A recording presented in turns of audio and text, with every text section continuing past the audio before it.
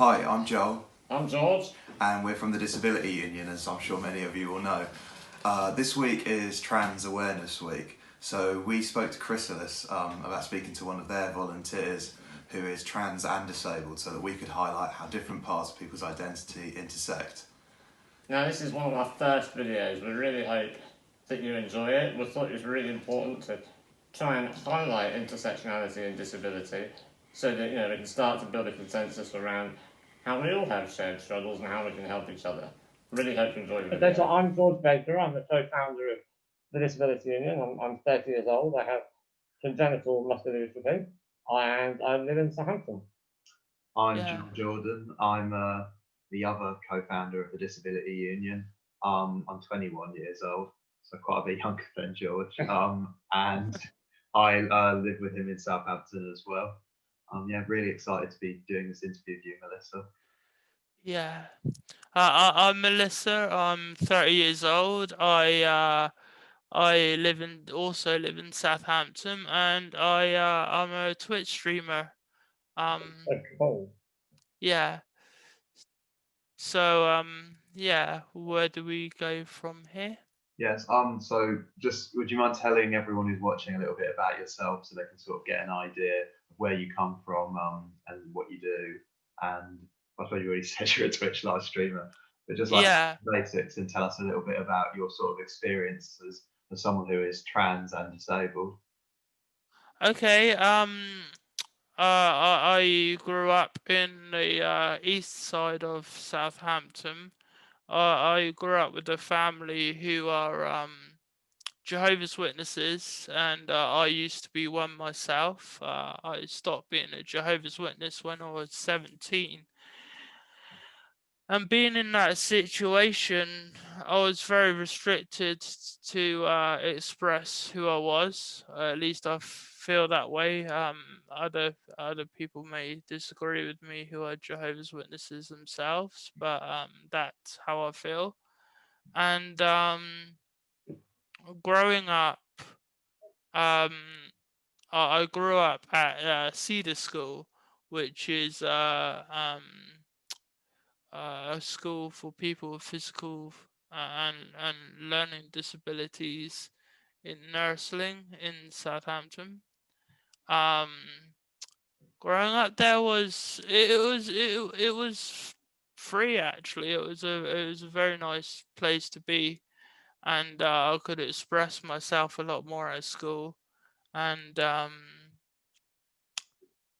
it is fantastic, and it gave me an opportunity to show the true me outside of the religious side of me back at home, and I think that has helped a good way of taking me out of that mindset that I would have been trapped in otherwise all the time. And a lot of my first experiences with gender variance was probably at school. Um, there are some memories there, like for example, when I was even in primary school, about the age of 6, I there was like this costume box where they had all sorts of costumes and stuff, and I always used to like pick the pretty pink dress, but that's kind of stereotypes though, isn't it? Because anyone could wear a dress, really. Um, Yeah.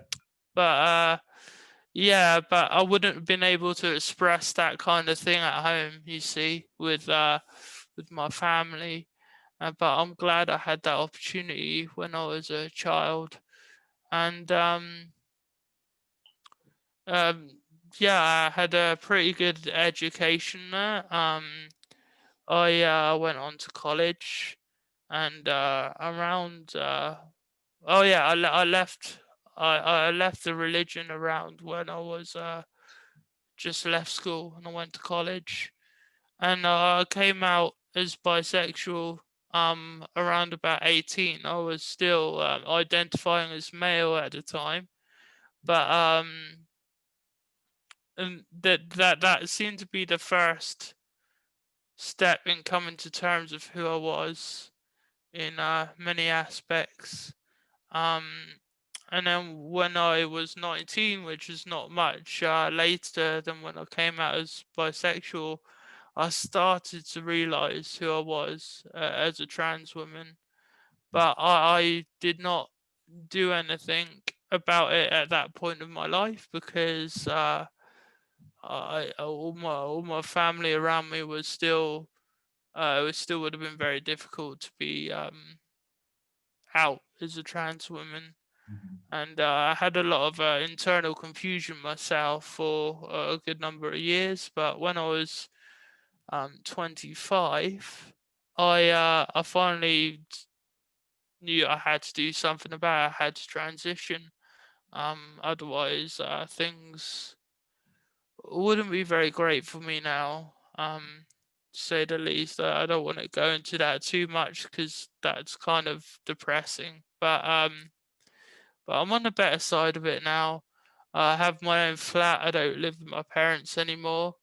Um, I lived in Millbrook for about 3 years. So I'm on the other side of the city now.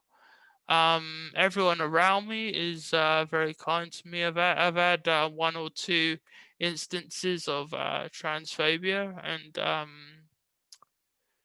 I get more transphobia than ableism directed at me. I find, but maybe that's because I find the transphobia harder to deal with than the ableism, and I'm only talking from my experience, not representing other people, because their experiences may be completely different. But I'm only talking from self experience. Um, but yeah, I never understood that why I can cope with ableism a lot more easier than I can with transphobia. I've never understood that. Um, yeah, do you want me to give you an example of transphobia that I've experienced? That would be wonderful if you're comfortable with that. Really. Yeah, I am comfortable. I'll be fine with saying that. Yeah, my local shop. When I first moved here, I still presented as male for about 3 months, maybe less than that even. Um, I used to go to the local shop on my own because at that point I didn't have a personal PA. Well, I'm with a care company now, and I don't have a private PA or nothing like that. I hope so one day. Um, but anyway, it was before I had personal care and assistance with stuff at home, so I went to the shop myself, and this was up the not that far away from me. Um, but I went there one day because they already knew who I was because they knew I was trans because I went there presenting as male to start with. So when I went there presenting as female for the first, I think this was the second time I went there, or maybe the third time I went there, presenting as who I am now. Um, I asked for help because I normally ask for help there. I asked for some help for someone helping me get my shopping and have carrying a basket for me. Um, and at the time they were stocking the shelves, and they were talking to another customer. And when I went there to ask for help, she shouted over to the desk where they sell everything, and like the cashier, sorry. And she said that this gentleman needs some help. Could you help them, please? And that was hard to take because she did shout it so the whole shop could hear. And even further than that, like I could have forgiven that at the time because I I thought it's an easy mistake. I've been there presented as male before. Um, but afterwards, the customer that was talking to her said said, "Gentlemen, that's a woman, that's a girl," and she just turned around and said, "No, it isn't," and laughed. And that was the worst transphobia I've experienced since coming out and presenting as myself. Um, Luckily, I haven't experienced too much, but that was one experience that'll probably stick with me my entire life now because that was very hard. Yeah. And I initially wasn't going to report it, but I remember I was in tears to my friend on the phone about it, and she actually reported it on my behalf because she believed I should not let that just go just like that. I did receive an apology, and the manager actually gave me a hug, which was a bit weird, but Yeah. yeah, gave me a hug and apologized. Um, the worker who did it is still working there, and she's just, it's funny because she's always trying to be friendly with me now, and I'll try and keep my distance from her because of that occasion of what happened. I, I don't really know. Surely it's not a mistake. Although sometimes I think to myself, maybe it was. I don't know. But whether it was a mistake or not, that was awful. It really was. And I suppose that leads us on to our next question, really. So we talked to you a moment ago about how, you know, a lot of ableism and transphobia comes from a place of ignorance, but then it's hard to tell in cases like that, is it ignorance or is it malicious? I mean, sometimes it's not really important where it's coming from. It's the fact that someone is basically discriminating against you. Yeah. And I think we really like to know what your thoughts on sort of what attitudes would you like to change? If there was like one bit of like knowledge or wisdom that you could just share with everyone to sort of combat these kind of attitudes, what would that be? I think the attitude is that gender can vary between people, and I think it needs to start with education.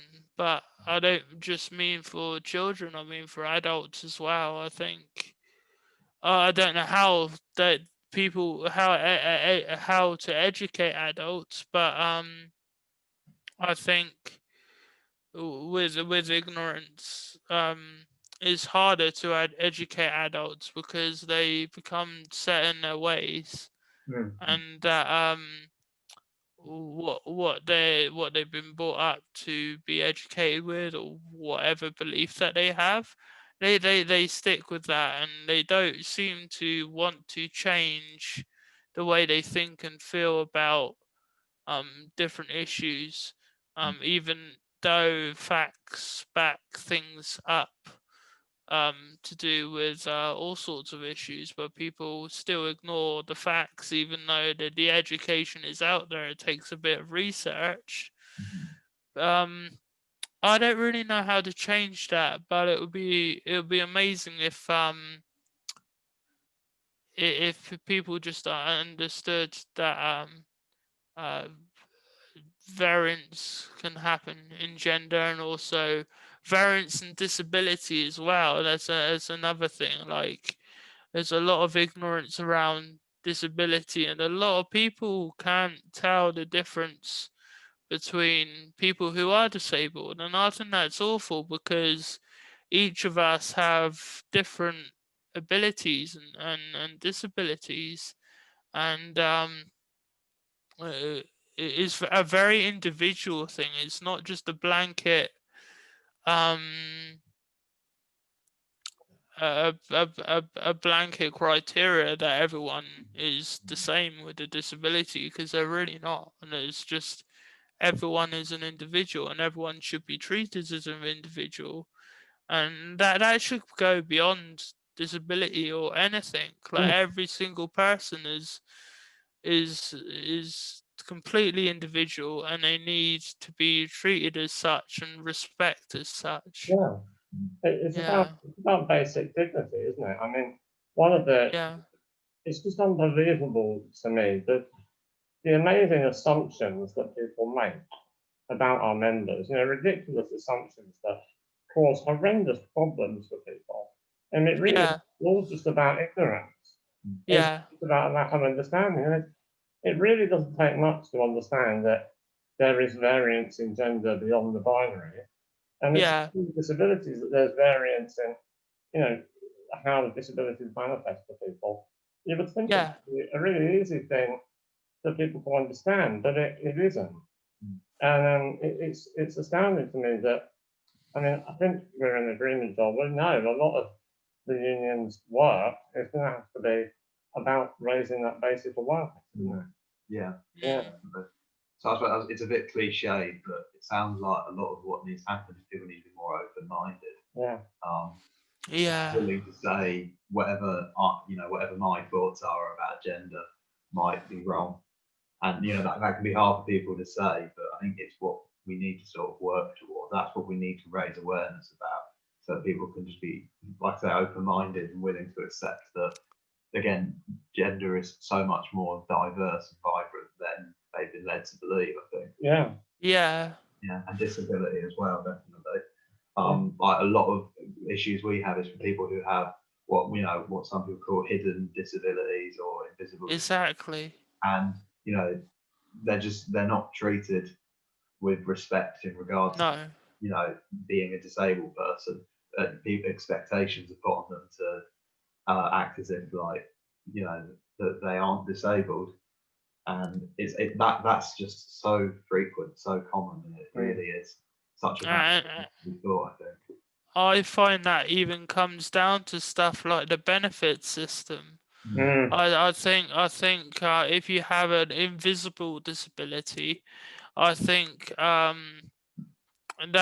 makes it very hard through like assessment periods, because these assessors are very ignorant on these invisible disabilities that a lot of people have, and it's like they don't even believe that they exist, but they completely do. And people, the especially these people that are gatekeeping the fact that you could have income from benefits that you will need, um is that they completely I don't know. It's like they're not aware of it, or as much as physical disability.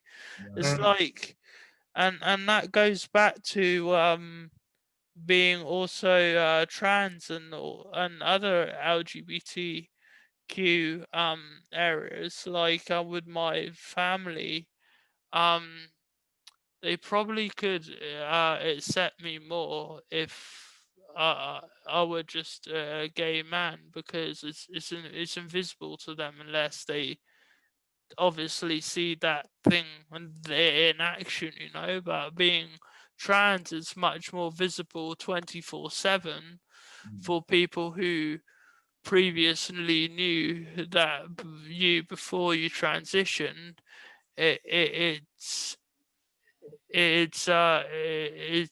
There's parallels with that too, with other LGBT, not just being trans. Mm. Um, yeah,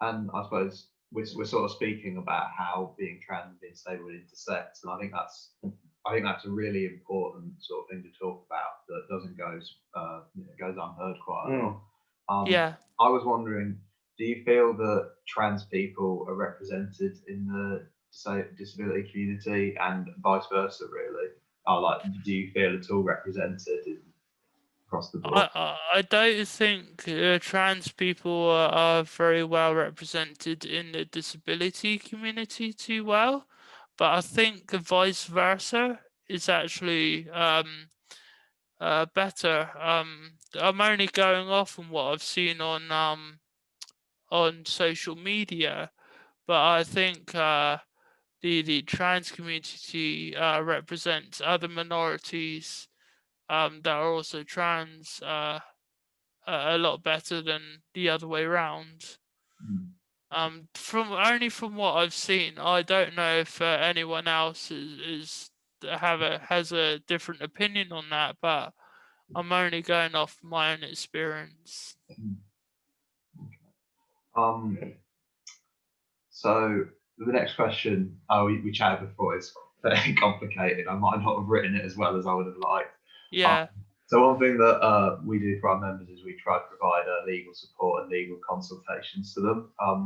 And what we have a lot is that people's rights are just being obviously violated, but they haven't got the means to actually take it to court or see any kind of results out of that. And a lot of that's to do with like cuts to legal aid and that kind of thing. And what we've also found is even when people do gain access to justice, things like the reasonable adjustments clause in the Equality Act means that they still really can't get the basic necessities that they need to like do their job, to live their life. And there's sort of a parallel across to sort of the trans community, whereby like getting things like a gender recognition certificate, which again is quite important just in terms of living your life as you'd like to, is yeah, intentionally made difficult. It's intentionally made frustrating. You have to go in front of a panel and sort of, talk to complete strangers about really personal things that you might not be comfortable with. And it sort of raises the question of what do we as like campaigners need to be fighting for? What needs to be changed right now? Is it like something like rolling back cuts, improving legal aid? Is it passing new legislation to protect rights? I mean, I'd love to hear your thoughts on that. The only problem I have with that question is that I'm quite ignorant on legal aid and what the laws are for people with disability for accessing justice. So I'm gonna find it hard to comment on that because uh, What if we phrase it slightly differently? So we find that disabled people are constantly asked to prove that their disability is real. They're right, I understand. constantly asked to show how difficult it is to live with a condition. They're constantly asked to prove why they're entitled to support. And most of the time, it's really obvious that they need it. And they're Yeah, denied ridiculous things. And we've seen a parallel that the same is true for the trans community. And really, I think the question is, how do we make it easier for people to access the support and services and help that they need, and change, and really, what can we do to lessen the burden of having to prove this up? I think for the first one would be quite obvious is that people should just be listened to a bit better, instead of having also I think the barrier of a lot of not loopholes, but a lot of gatekeeping. I think for both for the Gender Recognition Act and for disability justice, and I think that scares a lot of people, and I think with that expectation that you're going to come across resistance, I think makes it very hard for people to really get across what what they need to say to get through those barriers, because barriers shouldn't be there in the first place. That just creates fear in people. That's not necessary. That never needs to be there. And I think uh, self-identification is for the trans side of thing is very important. I think you shouldn't have to, everything in the gender recognition certificate at the moment is very trans medicalist, and that's really old-fashioned way of looking at transsexualism. I'm even using transsexualism, and that's an old-fashioned term. Um, it is very dated, and with I think it's not as black and white. I think people look at things both on a disability end and a trans end as very black and white. You should follow these guidelines to get to this point in life where there's no guidelines to life. You are just you. You don't nobody follows a certain steps to get somewhere in life, whoever they are. And so why should that apply to people who are disability, or who are disabled, or who are trans, or anything? People should be respected as an individual, not have this construction that people make in their minds of who people should be. And if those people don't follow that construct, then they're not that person. They're not saying who they say they are. Well, you need to listen to the individual, because the individual experience far outweighs any of those constructs that society makes on any minority group whatsoever. Yeah. I don't know if that answered your question very well. I was trying my best there. Actually, really good. Thank you. That was Thanks really for helping me ask the questions, George. George. Thank you. Yeah. So another thing we were wondering is, obviously a lot of people who are trans disabled or trans and disabled will be watching this. Yeah. And we'd love to know what sort of advice and tips might you have for them. Sort of, you talked about how you've sort of struggled to come to terms and find your own identity, and the difficulties of the system that's in place, both for disabled and trans people. Yeah. What sort of wisdom would you want to impart? I think do not be afraid to ask for help from others. Like, even if it's just a friend.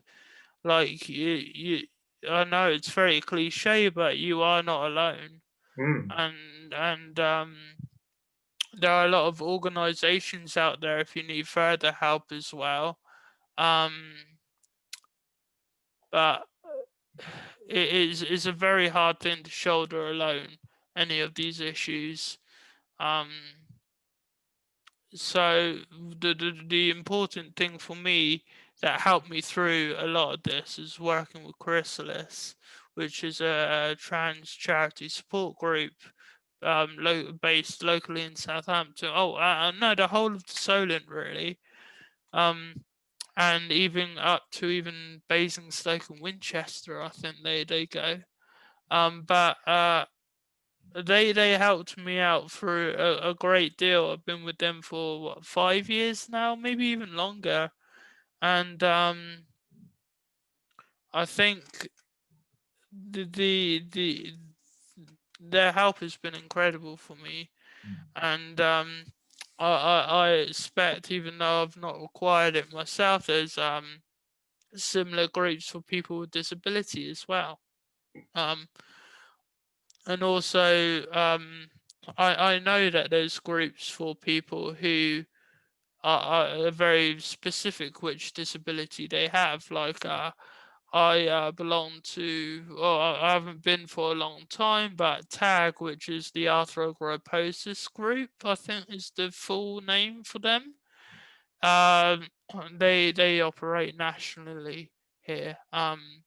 Growing up, they helped me, and my parents understand what my disability is, what it means, and what help they can receive. And I think it is very important, even though sometimes you may feel like that I don't know, that is maybe weak to ask for help, but it really isn't. It's a sign of strength, Yeah. and a great strength, because um strength is very collective, not individual. Like a piece of rope can't um withstand a great weight with one strand. You need multiple strands, and you can really deal with issues with many people that are just like you, and you need to you need. It's really wonderful to hear you say that, because that's the thing that we found the most, is that people feel so alone. You know, the Yeah, number of disabled people that we've talked to, they come to us because this is the first thing they've seen where they think somebody might actually listen to them. And often, yeah, I mean, to be honest, the most upsetting thing for me is that I find that people join and we talk to them, and often all they needed was to talk to somebody who yeah, understood, and then they go and solve their own problem. And we've had a lot of situations, haven't we, Joel, where we felt like, oh, we weren't able to help that person, but actually their feedback is that they've got exactly what they need. yeah, yeah, They feel seen, they feel heard, they feel understood, and it really has become obvious to us that what people need to know is that somebody has their back. There's somebody there, yeah, they're not alone. And like you're saying, strength comes collectively. And yeah. It definitely does. Yeah, that really is what we're trying to achieve. So it's wonderful to hear you share that. Thank you. yeah. No problem, no problem. It's been Um, really amazing talking to you though. Like, I mean, I found this really educational. I think Yeah. I, I'm very new to sort of both activism in regards to disability and trans rights, and oh, me too. I've never done anything like this before. yeah, but I think, yeah, like I said, this has been really eye-opening, and I just want as many people as possible to sort of hear what you've said. I think it's really, really valuable, and I couldn't be more grateful Yeah. for you for coming and helping Oh, us with this. Thank you so much. okay, because that was one of the things I was worried about this interview, whether I would say the wrong thing or not. But No, all no, I'm saying is what's honestly on my mind, and it's, it's just been yeah, wonderful. Thank you. It's really captured what we wanted to capture, I think, hasn't it, Tom? Mm. Well, Yeah. yeah, your opinions and thoughts really are. Exactly. Yeah. Yeah, like I say, yeah, I didn't want to sort of filter and stifle what you had to say. Yeah. I think your message is what we wanted. Yeah. Because I think this is the old thing. Nobody listens. Nobody listens to disabled people. Nobody listens to trans people. So what I think a lot of what we do is just giving people a chance to say what they think. yeah. I think that's probably one of the most important things we can do, isn't it? So, Yeah. yeah. So thank you very much Yeah, for thank this. you. No Really, problem. thank you. Thank you. All right. Bye, everyone. Right. Yeah. See you later. See you Bye later. bye. Yeah, thank you very much. No problem. Nice to meet you. You too. Thank you.